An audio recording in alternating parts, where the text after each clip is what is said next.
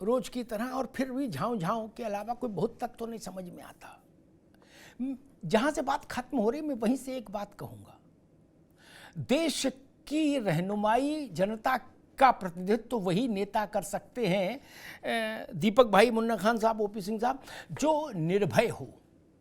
डरपोक व्यक्ति देश का, समाज का नेतृत्व नहीं कर सकता। जॉर्ज फर्नांडिस के खिलाफ डायनामाइट का कांड लगा था। वो जानते थे कि अगर सरकार नहीं बदली तो जीवन जेल में कट जाएगा, हो सकता फांसी हो जाए, लेकिन लड़े ना। इसलिए हमको गर्व होता है उन पर। लोकनायक का जिक्र किया मिश्रा जी ने। मर्सिडीज में चलने वाले लोग, निजी जहाजों में ऑटो की तरह उनका इस्तेमाल करने वाले नेता, आप नहीं लड़ पाएंगे। लिख लीजिए मेरी बात। आप टीवी में तो शूट कर सकते हैं, सड़क पर नहीं। सड़क और टीवी में अंतर है मित्र।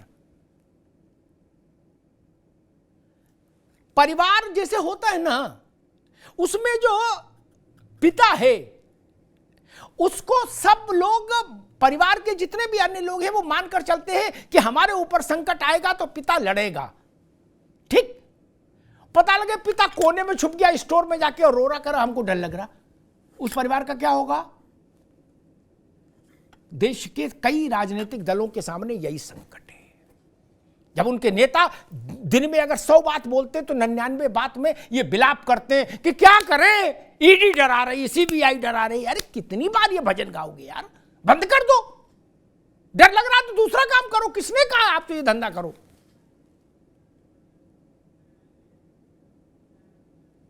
भारतीय जनता पार्टी जहां सरकार में नहीं है, जिन राज्यों में, सब जगह तो है नहीं, वहां जगह वो डर के मारे राजनीति नहीं कर रहे। क्या कर रही है ना?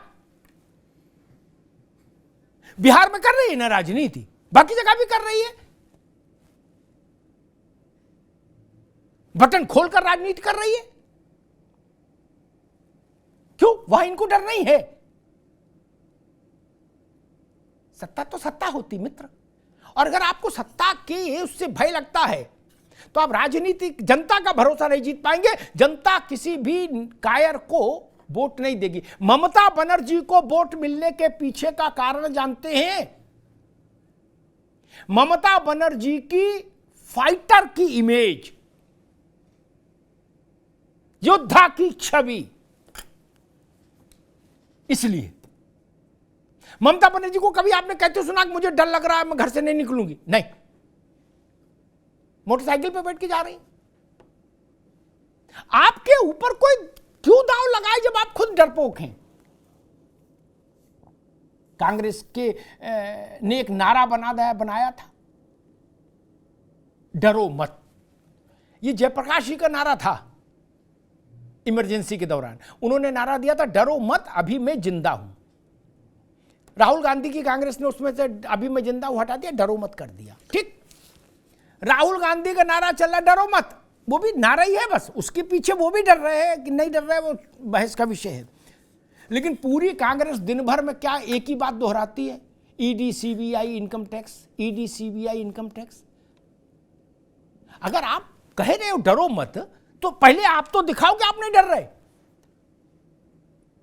नेशनल हेराल्ड के केस में जमानत क्यों ली आपने? राहुल जी ने नहीं लेनी चाहिए थी ना। कहते हम फेस करेंगे, ठीक है, हम जाएंगे जेल, जमानत नहीं लेंगे। दिखाइए ना ताकत। नहीं दिखाते आप। मैंने कहा कि ब्रजभूषण ने कहा कि प्रियंका गांधी चुनाव लड़के देख लें। कांग्रेस ने कहा ब्रजभूषण को 100 जन्म लेने पड़ेंगे, प्रियंका जी इतनी बड़ी नेता है। अरे हम करें ब्रजभूषण से 1000 गुना बड़ी नेता आप मानो उनको, हमें दिक्कत नहीं उस पर। कोई भी ब्रजभूषण के समर्थक ब्रजभूषण को नेता माने, कांग्रेस के लोग प्रियंका जी को, मुझे क्या दिक्कत। लेकिन मैं कह रहा हूं, लड़की हूं, लड़ सकती हूं, लड़के ब्रजभूषण को पराजित कर दीजिए। इतिहास में नाम आ जाएगा कि भाई महिलाओं के सम्मान के लिए प्रियंका जी ने चुनौती स्वीकार की। लेकिन लड़िए तो, क्या लड़ेंगे? नहीं, क्यों नहीं लड़े? जो लड़ नहीं सकते अपने लिए, अपनी पार्टी के लिए, अपने कार्यकर्ता के लिए, उन पर देश कैसे भरोसा करे जनता कि वो जनता के लिए लड़ेंगे? सारा क्रक्स यही है, सारा मूल तत्व यही है। आप लड़ते दिखिए तो जनता भी भरोसा करेगी कि हमारे दुख सुख के लिए भाई लड़ेंगे ही नेताजी। डरपोक नेतृत्व को कौन स्वीकार करेगा भाई, और क्यों करेगा? महाराष्ट्र और बिहार दो की चर्चा मैंने इसलिए की क्योंकि इन्हीं दो राज्यों का नाम लेके 6 महीने पहले जो नैरेटिव सेट किया जा रहा था, वो कहा जा रहा था कि महाराष्ट्र और बिहार में, चूंकि महाराष्ट्र में उद्धव अलग हो गए, बिहार में नीतीश अलग हो गए भाजपा से, इसलिए भाजपा खत्म हो गई। तो इसलिए मैंने जब समझने की कोशिश की कि अब वहां जब रिवर्सल हो गया, तब अगर उद्धव के अलग होने से भाजपा तबाह होनी थी, तो उद्धव की पार्टी टूट जाने और शरद पवार की पार्टी टूट जाने से भाजपा गुलजार भी हो गई होगी। फिर तो एक ही ना पैमाना रहेगा। इसलिए ये बड़ा महत्वपूर्ण है, जब भी कोई बात बोलिए। अगर तब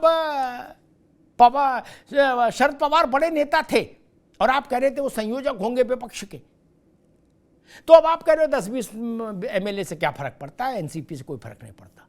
नहीं भाई, एनसीपी कल आप उनको चाणक्य बता रहे थे, आज कह रहे हो कोई फर्क नहीं पड़ता।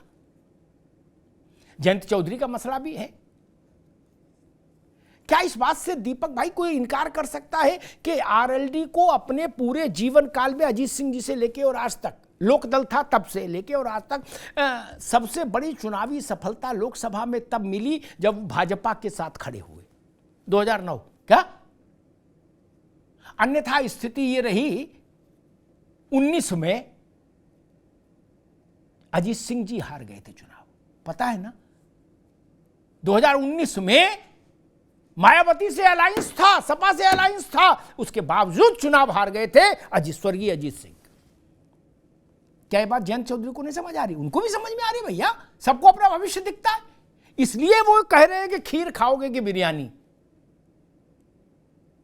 हर आदमी चाहता है कि हाथ में हल्दी लग जाए। राजनीति में कौन इसलिए आया है कि हम जीवन भर सन्यासी रहेंगे? नहीं ना, उनको भी लोकसभा चाहिए, उनको भी अपनी पार्टी का विस्तार चाहिए। मैं नहीं कह रहा हूं वो कहां जाएंगे, लेकिन हाँ, हवा में बातें तो तैर ही रही हैं और उन बातों का महत्व है। मूल बिंदु ये कि, और जो बात ओम प्रकाश सिंह ने कही ये भी ठीक है, ऐसे नेताओं की एक सूची जारी की जानी चाहिए जो कांग्रेस बताती कि इतने मुकदमे ईडी ने दर्ज किए। मैं कहता हूं उसके अलावा उसके साथ एक सूची ऐसी जारी करिए कि भाई ये 500 मुकदमे ईडी ने दर्ज किए, उसमें 450 कोर्ट से बरी हो गए। ऐसी सूची है क्या किसी के पास? अगर है तो जारी करिए। क्या छूटा कोई? नहीं। नवाब मलिक छूटे? नहीं। सत्येंद्र जैन छूटे? नहीं। मनीष सिसोदिया छूटे? नहीं। लालू यादव छूटे? नहीं। फिर झूठे केस कैसे कह रहे हो? जो लोग जेल में बंद हैं, जमानत नहीं हो रही है, दोष सिद्ध हो चुका जिन पर, उनको आप झूठे केस कैसे कह दोगे? कुछ अंदर है, कुछ अंदर जाने की तैयारी में है, तू चल मैं आया। जो लोग न्यायपालिका से पाक साफ हो जाए, उनको छाती ठोकने का अधिकार होना चाहिए कि देखो ईडी सीबीआई का फंदा मेरे गले में डालने की कोशिश की, लेकिन मैं पाक साफ था और मैं न्यायपालिका से छूट कर आ गया। साल साल भर हो रहा है मित्र, जमानत नहीं हो रही। मामले इतने गंभीर हैं, हजारों हजार करोड़ के मसले हैं, कैसे भरोसा कर लेगा कोई देश में?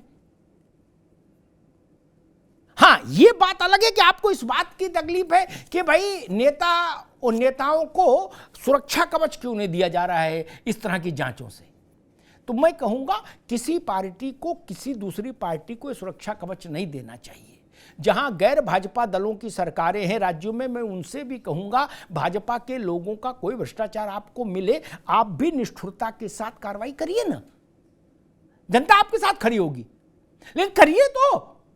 ये मत कहिए भाजपा की सरकारों से कि आप हमारे खिलाफ कार्रवाई मत करो।